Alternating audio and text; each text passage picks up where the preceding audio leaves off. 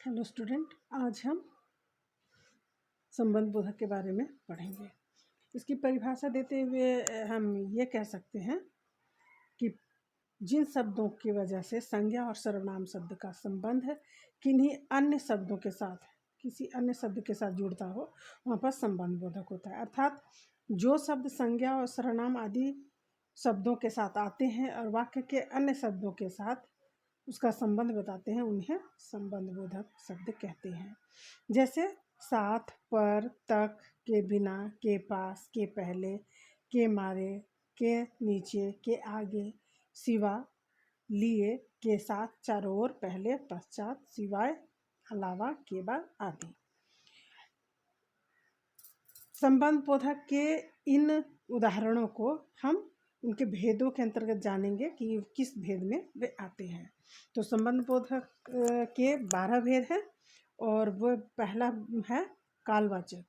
कालवाचक में आने वाले उदाहरण हैं के बाद, के पश्चात, के उपरांत, के पहले, के आगे आदि। दूसरा स्थानवाचक है, उसका उदाहरण है के नीचे, के पास, के निकट, के साथ, के अंदर, से बाहर, से दूर, के यहाँ, के वहाँ आदि। थर्ड है दिशावाचक। इसका उदाहरण है के पास, के सामने, की ओर, के तरफ, के पार आदि। चौथा हमारा समतावाचक है। उसके उदाहरण है के समान, के तुल्य, के भांति, के तरह, के योग्य, के बराबर। और तुलनात्मक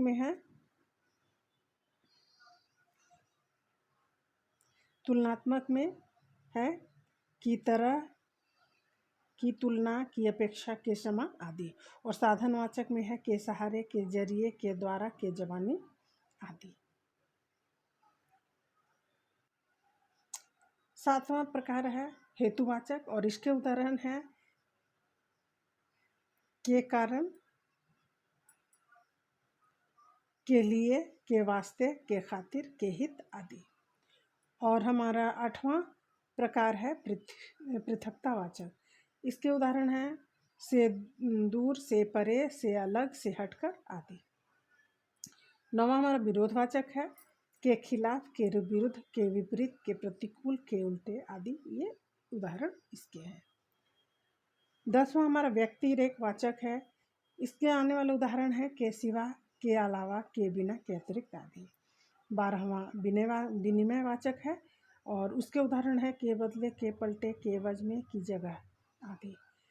12वां हमारा संघवाचक है और इसके उदाहरण है के साथ, के संग आदि। तो ये हमारा हो गया संबंध बोधक वाक्य। अगले वीडियो में मैं आपको समुच्चय बोधक के बारे में बताऊंगी। तब तक के लिए